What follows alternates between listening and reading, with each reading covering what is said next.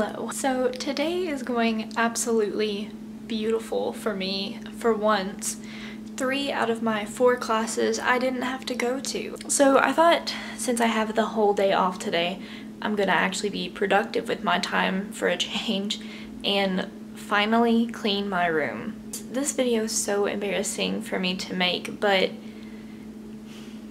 it needs to happen. So I'm just gonna show you the chaos and then let's get started. So here's what I'm dealing with.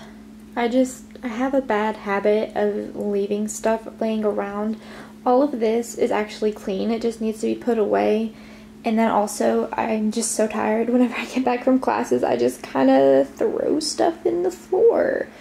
And then my desk is completely unusable because I just leave stuff here.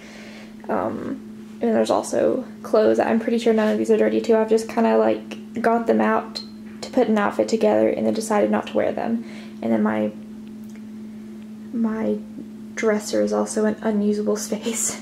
And I mean, my bed's fine. The only thing I have on it is my laptop because I was listening to some music, and my backpack because I was making a list of all the things I wanted to get done today. But I really need to wash this bedding, so that's the first thing on the list. We're gonna go down to the laundry room and do that.